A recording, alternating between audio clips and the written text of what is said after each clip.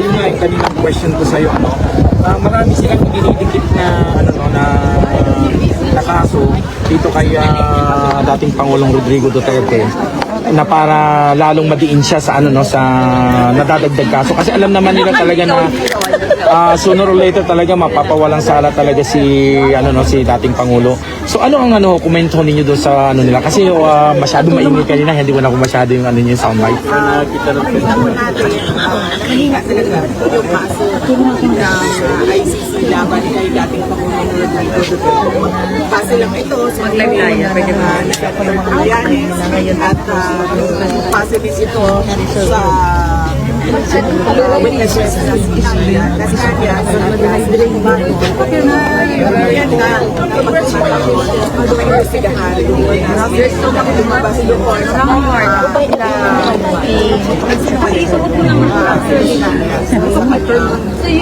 Anton, please lang pakilala. dahil ngayon nakikita siguro, no? At nasasabi sa administration ng BBM na kaso ay paraan para maghanap puno ng ebidensya pa, iba pang ebidensya sa war on drugs.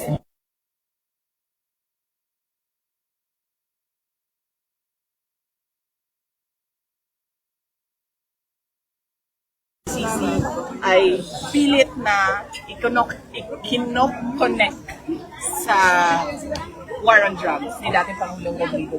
Ito pang last week ko kasi na sabi ng ni spokesperson na Attorney Claire Castro na sa inyo daw nanggagaling yung fake news tungkol doon sa kay Paulo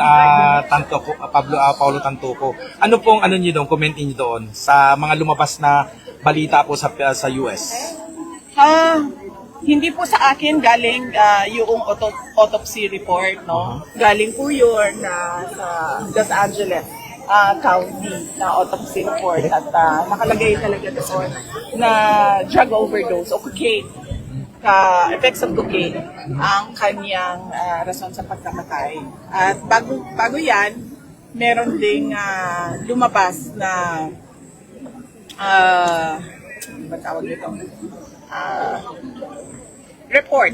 May lumabas na report na galing din sa local government unit ng Los Angeles yung pag-imbestiga sa pagkamatay ni Mr. Tantoco. Opo. Yung nga pong lumalabas ngayon, parang ang nangyayari, parang sa inyo daw po yata lumabas yung gano'n na parang pinalalabas siya na fake news, Kaya yung inilabas ninyo, kaya ngayon pinipili, sabi nila yung mga lumabas na report is tampered daw yon, inedit daw po yun, at meron silang pinapakita ngayon na yung kopya na yun daw yung totoong report. Sandali sir kasi kailangan mo ako bigyan ng context. Totoong report ng autopsy, ng autopsy sir. Mabibili po, pwede pong mag-request ang lahat ng tao sa Los Angeles County ng copy ng autopsy report. At pwede pong ma-check ng lahat kung totoo o hindi yung sinasabi ko base sa official copy nila. Huwag na natin basihan yung kopya na hawak ko. Kumuha na lang tayo ng bagong kopya doon sa Los Angeles. Okay. Message po ninyo sa mga kababayan natin nandito at saka sa iba't ibang panig na mundo na nanonood dito sa live streaming. Nagpapasalamat ako sa ating mga kababayan sa kanilang patuloy na pagsuporta kay dating Pangulong Rodrigo Duterte, sa kanilang patuloy na pananawagan na siya ay ipauwi na sa Pilipinas, sa patuloy nilang pagdarasal para sa kanyang kalusugan, at sa patuloy nila na pakikipaglaban sa administrasyon ni Pangulong Marcos sa ginawa nila na extraordinary rendition kay Pangulong Duterte, at syempre sa pagkontra sa ICC dahil dito sa kaso na wala namang ebidensya. Maraming pong salamat. Ma'am, pwede kabol? Okay. Sige, si Anton sa Isimenay. Thank you, ma'am. Magandang tanghali po. Sorry sa... Ma'am, sinasagawa ngayon ang Free Rally Duterte dito sa The Hague, then Metro Manila and Davao City. Bakit hindi dapat tumigil ang Pilipino sa panawagan na dapat palayain si dating Pangulong Rodrigo Roa Duterte. Oo. Una-una nagpapasalamat ako sa ating mga kababayan na nandito ngayon sa Dahig. Marami ang nagbiyahe at marami ang wala pang tulog. At lahat ay gumastos ng sarili nilang pera para ipakita ang suporta nila kay dating Pangulong Rodrigo Duterte. Bakit hindi natin tigilan yung pananawagan natin na injustice na ginawa sa kanya? Dahil dapat makita ng buong mundo kung ano yung collusion na ginagawa ng ICC at ng administrasyon ni Pangulong Duterte. Nagpapagamit ang ICC sa administrasyon ni Marcos at si Marcos naman ginagamit niya ang ICC para malayo, makulong o mawala si dating Pangulong Rodrigo Duterte sa ating bansa. Kasi kung maalala ninyo, bago siya dinala dito sa Dahig ay si dating Pangulong Duterte ang foremost staunch critic ng administrasyon ni Marcos. At para sa kanila, ayaw nila ng merong oposisyon o ayaw nila na merong kumukontra sa kanila. At hindi nila naiintindihan na ang essence ng demokrasya ay ang pag-alaw o pagtugot sa pagpayag na merong oposisyon o na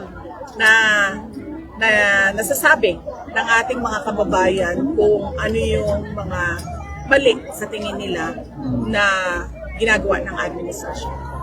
Thank you, ma'am. Additional po, ma'am, meron pong iba't ibang issue ngayon ang tila kinokonekta sa mga Duterte, gaya ng missing sa Bungiro case. And then, sa tingin po ninyo, ma'am, hakbang ito para matabunan ang tunay na mga issue na kinakaharap ng bansa? Yes, oo. Matagal mo na sinasabi yan. Noon pa lang kinestyon ni dating Pangulong Rodrigo Duterte ang kapasidad ni Pangulong Marcos kaisipan niya dahil sa kanyang alleged drug addiction at cocaine use ay hinabol-habol na nila si dating Pangulong Rodrigo Duterte. Noong kinestyon ni dating Pangulong Rodrigo Duterte ang mga blanco sa budget na pinirmahan ng mga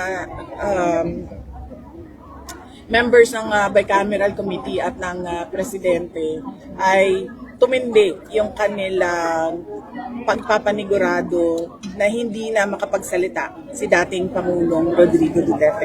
That is stifling dissent, and that is not democracy. Okay. Ma'am, may tatanong po ako sa inyo.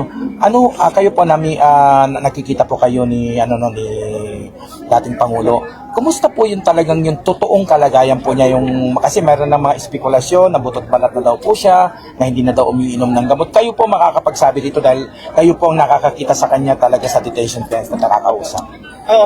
Totoo yun.